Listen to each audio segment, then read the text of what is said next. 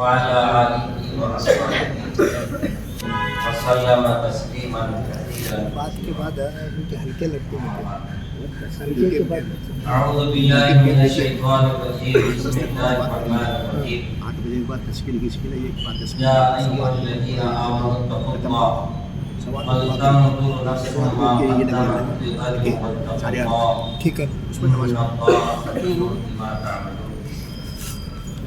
ولا تكونوا كالذين نسوا الله وأنساهم أنفسهم أولئك هم الفاسقون. ریکارڈنگ کریں. وقال سبحانه وتعالى قال هم لبثتم في الأرض عدد السنين قالوا لبثنا يوما أو بعد يوم. قال النبي صلى الله عليه وسلم إن الله لا ينظر إلى أجسامكم ولا صوركم ولكن ينظر إلى قلوبكم وأعمالكم. میرے پیارے بھائیوں بزرگوں عزیز ساتھیوں، ہم سب اللہ کا شکر ادا کرنا چاہیے کہ اللہ نے ہمیں دین کی نسبت پر اللہ پاک میں جمع فرمایا. دعا فرمائے اللہ ہم سب کی حاضری قبول فرمائے، اخلاص کی دولت سے مالا مال فرمائے، ریاکاری سے، تکبر سے، نفس کی دھوکے سے، شیطان کے فتنے سے، بے وقت کی موت سے اللہ ہماری اور ساری امت کی حفاظت فرمائے. بیان، تقریر، مذاکرہ اور کارگزاری ماشاءاللہ ہم نے سن لی. بس ایک مختصر سا مذاکرہ ہے. اللہ نے اپنے پیارے نبی سے کہا وذکر فإن الذکریٰ تنفع المؤمنین. نبی جی آپ یاد کیجئے، یاد کرتے رہیے اور یاد دلاتے رہیے، مومنوں کو بڑا فائدہ ملتا ہے. اس وقت کی جو ہماری جو مجلس ہے وہ بس یہ ہے، اس کا عنوان یہ ہے، ہمیں یاد کرنا ہے، یاد کرتے رہنا ہے اور یاد دلاتے رہنا ہے. یہی منشا ہے آج پوری دنیا میں اس کی آواز لگائی جا رہی ہے. اسی سلسلے میں جوڑ ہوتے ہیں، اجتماعات ہوتے ہیں، اللہ کے راستے میں نکالا جاتا ہے، ذکریں ہوتی ہیں، مسجد الجماعت میں ذکریں ہوتی ہیں. ان تمام کا مقصد، ان تمام مذاکروں کا مقصد یہ ہے کہ میں اپنے پیدا کرنے والے مالک کو اور اپنے پیارے نبی حضرت محمد صلی اللہ علیہ وسلم کی سنت اور شریعت کو یاد کرنا ہے، یاد کرتے رہنا ہے. جو کام اللہ اور اس کے رسول نے ہمیں اور آپ کو دیا ہے اس کام کو کرنا ہے، کرتے رہنا ہے اور پھر دوسروں کو اس کی دعوت دیتے رہنا ہے. اسی کام کے ہم ہوئے ہوئے. تو اللہ پاک قیامت کے دن اپنے بندوں سے اس بہترین انداز سے اللہ نے ہم سے سوال کیا. اللہ تعالیٰ قیامت کے دن ہم سب سے سوال کریں گے. کیا سوال کریں گے؟ قال ہم لبثتم فی الارض عدد السنین. سال اور مہینے اور برسے جو گنتے ہیں نا، شاید بعض تم نے دنیا میں کتنے دن رہے، کتنی زندگی گزارے آپ. یہ ہم سب سے قیامت کے دن سوال کرنے والے ہیں. تو وہاں ہم سب مل کر ایک جواب دینے والے ہیں. اس میں نبی بھی رہیں گے، صحابہ رہیں گے، تابعین رہیں گے، تابع تابعین رہیں گے، انبیاء اعظام رہیں گے، کتب ابدال غوث دستگیر رہیں گے، داعی، نمازی، حاجی، سب رہیں گے. اور سب مل کر کہیں گے قالوا لبثنا یوما او بعض یوم. کیا کہیں گے؟ پروردگار ہم دنیا میں ایک دن رہے یا ایک دن سے کچھ کم رہے. دیکھیے سب لوگ کہہ رہے ہیں قالوا لبثنا یوما، حالانکہ اس نے دنیا میں 70 سال گزارے، 80 سال گزارے، 60 سال گزارے، غم خوشی میں رہا. زندگی کے 70-60 سال گزارنے والا بندہ قیامت کے دن اپنے پروردگار سے کہہ رہا ہے لبثنا یوما او بعض یوم، ایک دن رکے یا ایک دن سے کم، ایک دن یا ایک دن سے کم. تو میرے بھائی بزرگوں دوستو، وہاں جا کر احساس ہوگا یہ زندگی کتنی قیمتی تھی، یہ زندگی کتنی قیمتی تھی. اس لیے اللہ پاک نے خصوصی طور پر اپنی ایمان والے بندوں سے اس آنے والی آخرت کی فکر دلانے کے لیے ایک ایسا جملہ استعمال فرمایا کہ جس جملے کے اندر ایسے عجیب و غریب اللہ نے فکر دلائی. اور ان سے ایمان والوں کو فکر دلائی. کیا فکر دلائی؟ یا ایھا الذین آمنوا اتقوا اللہ ولتنظر نفس ما قدمت لغد واتقوا اللہ. ایمان والو اللہ سے ڈرو اور آنے والا جو دن ہے کل آنے والا جو دن ہے اس کے لیے تیاری کرو. غد کہتے ہیں آنے والے دن کو. تو اللہ پاک نے آخرت والے دن کو قیامت والے دن کو غد کہا. تو اللہ والوں نے مفسرین کرام نے لکھا ہے کہ ہر انسان کے دل میں دماغ میں یہ بات بیٹھی ہوئی ہے کہ کل کا دن جتنا قریب ہے ویسے آخرت بھی قریب ہے. یہ کل کا دن گزرنے میں یا کل کا دن آنے میں اپنا علم اپنا مشاہدہ کیا کہتا ہے؟ بہت تھوڑا سا وقت ہے. تو اللہ پاک نے آخرت والی زندگی اور اس کی تیاری کے لیے ایسا جملہ استعمال فرمایا. کہا کہ دیکھو کل آنے والے دن کے لیے تم تیاری کر کے آؤ. تو کل آنے والا دن بہت قریب ہے میرے بھائی. وہ کون سا دن ہے؟ آخرت کا دن. اپنے اکابر علماء بزرگان دین میں سے حکیم اختر صاحب رحمۃ اللہ علیہ نے ایک عجیب بات کی. دیکھو کل آنے والا دن جو آخرت کا ہے وہ قیامت کا دن ہے. تو قیامت کا دن اور قیامت دو طرح کی ہوتی ہے. ایک قیامت اجتماعی ہوتی ہے اور ایک قیامت انفرادی ہوتی ہے. ایک قیامت اجتماعی جس کا ذکر اللہ پاک نے قرآن میں اجتماعی کا ذکر کیا ہے.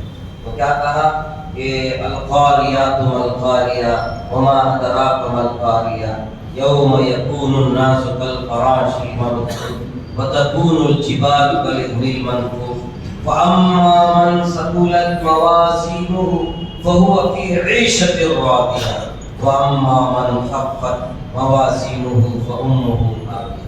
دیکھو جس کی نیکی کا پلڑا بھاری ہوگا وأما من ثقلت موازينه جس کے نیکی کا پلڑا بھاری ہوگا وہ کہاں ہوگا؟ فهو في عيشة راضية وہ جنت میں ہوگا. اور آگے اللہ نے کہا وأما من خفت جس کی نیکی کا پلڑا ہلکا ہوگا وہ حاویہ میں ہوگا. اسی اللہ نے قرآن میں اور جگہ ذکر کیا ہے اذا زلزلت الارض زلزالها واخرجت الارض اثقالها. اللہ پاک نے قیامت اجتماع قیامت کے حالات اللہ پاک نے قرآن میں بے شمار نقل کیے. آسمان پھٹے گا, زمین چٹائی کی طرح لپیٹ دی جائے گی, سمندروں میں آگ لگے گی, لوگ اپنے آپ کو بھول جائیں گے. اور کون بھولیں گے اور کون بھاگیں گے اس کا بھی اللہ نے ذکر کیا ہے. کیسے؟ اللہ نے قرآن میں کہا یوم یفر المرء من اخیہ وامہ وابیہ وصاحبتہ وبنیہ. ان کا بھی ذکر کیا. سب سے پہلے کون بھاگیں گے بھائی؟ قیامت اجتماع قیامت جب قائم ہوگا سب سے پہلے کون بھاگیں گے؟ یوم یفر المرء من اخیہ. اخی کہتے ہیں بھائیوں کو, ہمارے بھائی بھاگیں گے. یوم یفر المرء من اخیہ وامہ وابیہ. امی بھی بھاگے گی, ابا بھی بھاگیں گے. امہ وابیہ وصاحبتہ. سبحان اللہ. ہماری بیوی ہم سے چھوڑ کر بھاگی. ہماری بیوی 60 سال 70 سال تک ہمارے ساتھ زندگی گزاری, وہ بیوی ہم سے چھوڑ کر بھاگی. آگے اللہ نے قرآن میں کہا وہ بنی, ہمارے آل اولاد جس پر ہم فخر کر رہے ہیں وہ اولاد بھی ہمیں چھوڑ کر بھاگ گئے. یہ ہے اجتماعی قیامت. اجتماع قیامت کے اندر یہ حال ہوگا, اب بھاگ جائیں گے, کوئی کسی کو ساتھ دینے والا نہیں ہوگا. مگر اکابر علماء خاص طور پر حکیم اختر صاحب رحمۃ اللہ علیہ فرماتے ہیں وہ یہ تو اجتماعی قیامت ہے, ایک انفرادی قیامت ہے. انفرادی قیامت کیا ہے؟ انفرادی قیامت گھر بڑا ہے, سکون کا نام ہے, بچے ہیں فرما بردار نہیں, بیوی ہے بغاوت میں تلی ہوئی ہے, 2-4 بھائی بہنیں آپس میں دل پھٹے ہوئے ہیں, ہزار قسم کی بیماریاں, مصیبت, پریشانی, حالات عالم کے اندر لگا ہوا ٹینشن میں زندگی گزارا ہے. اذان ہو رہی ہے, نماز کو جانے کی توفیق نہیں, مسواک جیب میں ہے مگر مسواک کرنے کی توفیق نہیں ہو رہی, تسبیح ہاتھ میں ہے, تسبیح کرنے کی توفیق نہیں ہو رہی, قرآن رکھا ہوا ہے, قرآن پڑھنے کی توفیق نہیں ہو رہی, گشت والا عمل دیکھ رہا ہے, گشت کرنے کی توفیق نہیں ہو رہی. لوگ اللہ کے راستے میں اپنا جان مال وقت دے کر جا رہے ہیں مگر جانے کی توفیق نہیں ہو رہی ہے. میرے بھائیوں بزرگوں, جو سمجھو کہ موقع ہے مگر غفلت میں پڑا ہوا ہے.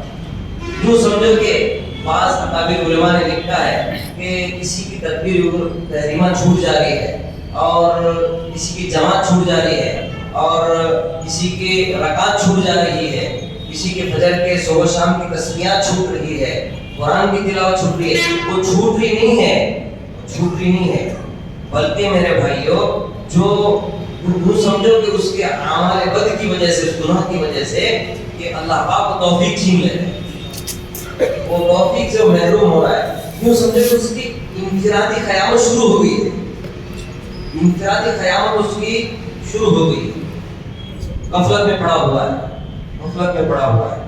اس لیے میرے بھائیوں بزرگوں دوستوں کہ ہم اپنے آپ کو غفلت سے بیدار کرنا ہے، اس لیے مذاکرہ ہے، اس لیے اجتماعات ہوتے ہیں، اس کے لیے میرے بھائی بزرگوں دوستوں عمل کی فکر دلائی جاتی ہے کہ ہمیں کچھ کرنا ہے، غفلت سے بیدار ہونا ہے۔ تو آج معاشرہ، ہمارا گھر، ہمارے نوجوان، ہمارے بچے، ہمارے بوڑھے، بلکہ میرے بھائیوں زندگیوں میں 4 مہینے لگے، چیلنے لگے، راتوں میں گرم آنسو آئے، تہجد پڑھے، اشراق پڑھے، اوابین پڑھے، چاشت پڑھے، صلاۃ التسبیح پڑھے، 2.5 گھنٹے بیٹھے، ماشاءاللہ تعلیم میں بیٹھے، تعلیم کے مذاکرے کیے، تشکیلی گشت کیے، وصولی گشت کیے، ماشاءاللہ فکروں کے لیے اپنا جان مال سب قربان کر کے 4 مہینے چیلے میں چلے گئے، مگر میرے بھائیوں ساتھی واپس آ رہا ہے غفلت میں پڑا۔ ساتھی اپنے آپ کو بھول گیا کہ میں جن گرم آنسوؤں کا اللہ کے راستے میں بہایا تھا اور ان بدنصیب آنکھوں سے ہم نے کیا کیا دیکھا تھا اپنی بستیوں میں، اپنے علاقوں میں، اپنی بستیوں کے علاقوں میں ہم نے کیا کیا دیکھا تھا، مگر آدمی چیلے میں جا رہا ہے، 4 مہینے جا رہا ہے، واپس پھر آ رہا ہے تو میرے بھائی غفلت کے ساتھ سویا ہوا ہے، غفلت کے ساتھ سویا ہوا ہے۔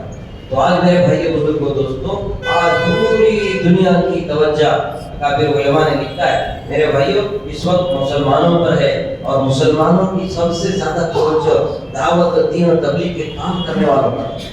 ہمارے استاد ہیں حضرت مولانا محمد طاہر صاحب، اللہ ان کے اوپر برکت نصیب فرمائے، حضرت فرماتے ہیں کہ بھائی اگر علماء ہم نصف ساق تک پیجامہ پہنیں گے، آدھی پنڈلی تک، تو امت ٹخنوں تک پیجامہ پہنے گی، امت ٹخنوں تک پیجامہ پہنے گی۔ اگر علماء اگر ٹخنوں تک پیجامہ پہنیں گے تو امت ٹخنوں سے نیچے پہنے گی۔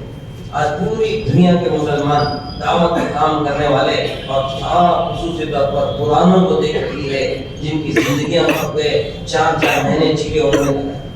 اس لیے بزرگوں نے لکھا ہے میرے بھائی اکابر علماء سے ہم نے سنا ہے، دیکھو خطرہ جو پیدا ہوتا ہے وہ پرفیکٹ ڈرائیور سے نہیں ہوتا ہے، خطرہ جو پیدا ہوتا ہے وہ ادکچ ڈرائیور سے نہیں ہوتا ہے، وہ پرفیکٹ ڈرائیور سے ہوتا ہے۔ وہ کیسے؟ تو لکھا ہے کہ بھئی پرفیکٹ ڈرائیور اس گمان میں رہتا ہے کہ میں کسی طریقے سے کسی گلی سے جیسے بھی پریشانی حالات آئیں گے میں اپنی گاڑی کو نکال دوں گا، اسی وہم اور گمان کے اندر وہ اپنے آپ کو بھی ہلاک کرتا ہے اور دوسروں کو بھی ہلاک کرتا ہے۔ مگر آدھا کچا جو ہوتا ہے، آدھا سارا جو ڈرائیور ہوتا ہے اسے فکر ہوتی ہے کہ آگے دیکھتا ہے، پیچھے دیکھتا ہے، سامنے دیکھتا ہے، کہیں میں کسی کو نقصان نہ پہنچاؤں، کہیں آپ کو نقصان نہ پہنچاؤں۔ تو میرے بھائیوں بزرگوں دوستوں، آج ہماری زندگی سے انفرادی قیامت شروع ہو چکی ہے، انفرادی قیامت شروع ہو چکی ہے۔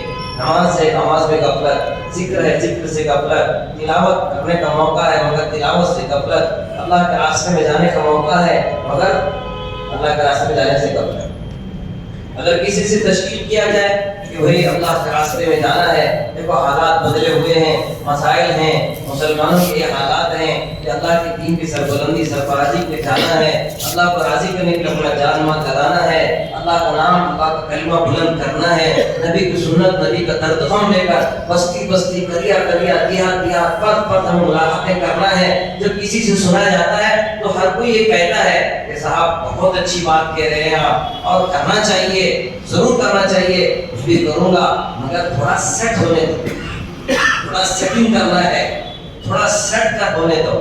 تو اسی بہانے، سیٹ کے بہانے، سیٹ ہونے دو، 1 سال، 2 سال، 3 سال، 5 سال گزر جاتے ہیں، پھر خبر آتی ہے کہ اس ساتھی کا انتقال ہو گیا ہے، اس ساتھی کا انتقال ہو گیا ہے، پھر کیا کہتے ہیں فوت ہو گئے، انتقال ہو گئے، پھر غسل کی تیاری کرو، کفن کی تیاری کرو، نماز جنازہ ادا کیا جاتا ہے، قبر میں اتارا جاتا ہے، پھر آواز آتی ہے کفن کی پرے کھول دو، چہرہ اس کا قبلے کی طرف کر دو. اور پھر اوپر سے آواز آتی ہے بھائی آپ پورا سیٹ ہو گیا ہے اب مٹی ڈال دو. اب پورا سیٹ ہو گئے ہیں اب مٹی ڈال دو. میرے بھائیو مٹی ڈالنے والا کوئی اور نہیں ہے. جن کے لیے ہم مرے تھے وہی ہم پر مٹی ڈال رہے ہیں. جن کے لیے ہم مرے تھے وہ وضو کرتے رہ گئے. وہی جو مزدور ہمارے یہاں مزدوری کرتا تھا وہ بھی سیٹ کے قبر پر گڑے پر مٹی ڈال کر ہاتھ جھاڑ رہا ہے کہ ہمارے سیٹ ہو گئے, قبر میں سیٹ ہو گئے. تو میرے بھائیو بزرگوں, ہم اور آپ کو قبر میں سیٹ ہونے سے پہلے اپنی زندگی کی سیٹنگ کر لینا ہے, اپنی ترتیب بنا لینا ہے. اور میرے بھائیو اپنا یہ جان اللہ کی دی ہوئی مال کو اللہ کے راستے میں لگانا ہے. اسی لیے ہمارے پیارے آقا حضرت محمد عربی صلی اللہ علیہ وسلم سے ایک مرتبہ صحابہ نے پوچھا تھا یا رسول اللہ, دنیا میں سب سے زیادہ سمجھدار, عقل مند, دور اندیش کون ہے؟ سب سے زیادہ شانہ, سب سے زیادہ عقل مند اور دور اندیش کون ہے؟ تو صحابہ نے سوال کیا تو پیارے آقا حضرت محمد رسول اللہ صلی اللہ علیہ وسلم نے فرمایا جس میں دو باتیں ہوں گی وہ عقل مند ہے, اگر یہ دو باتیں نہیں ہیں تو بیوقوف ہے. جس میں دو باتیں ہوں گی وہ عقل مند ہے اور جس میں دو باتیں نہیں ہیں وہ بیوقوف ہے. تو صحابہ نے کہا رسول اللہ وہ کون سی باتیں ہیں؟ اللہ کے رسول صلی اللہ علیہ وسلم نے فرمایا موت کو یاد رکھنا, موت کو یاد کرنا, موت کو یاد رکھنا یہ پہلی علامت, یہ عقل مند کی علامت. دوسری علامت موت کی تیاری کرنا, یہ عقل مند کی علامت ہے. اگر کوئی آدمی موت کو ہی بھول جاتا ہے وہ بیوقوف ہے, اور موت کی تیاری نہیں کر رہا ہے وہ بیوقوف ہے اللہ اور رسول کی نگاہ کے اندر. اللہ کے رسول کیا فرما رہے ہیں؟ موت کو یاد رکھنے والا اور موت کی تیاری کرنے والا عقل مند ہے. ان دو باتوں کو یاد رکھنے والا عقل مند ہے. ان دو باتوں سے غفلت میں پڑا ہوا میرے بھائیو بیوقوف فرمائے. آج ہم عقل مند کسے کہتے ہیں؟ ہمارا تجربہ, ہمارا مشاہدہ, ہمارا علم یہ کہہ رہا ہے جس نے دکان بنا لیے, مکان بنا لیے, پالیٹکس کر رہا ہے, بینک بیلنس جمع کر لیا, کھیتی باڑی جمع کر لیا, سونے چاندی کے انبار لگا لیے, مال دولت کے ریل کھیل رہے, لوگ عزت اکرام احترام کر رہے ہیں, اچھے کپڑے ہیں, اچھی سواری ہے, اچھا دکان ہے, اچھا مکان ہے, بچوں کی نوکریاں ہیں, آرام راحت کے سارے نقشے ہیں, بٹن مار کے سارا مسئلہ حل ہو رہا ہے. یہ ہمارا مشاہدہ کہہ رہا ہے عقل مند ہے. مگر پیارے آقا حضرت محمد رسول اللہ صلی اللہ علیہ وسلم فرما رہے ہیں عقل مند وہ ہے جو ان دو باتوں کے آتا ہے.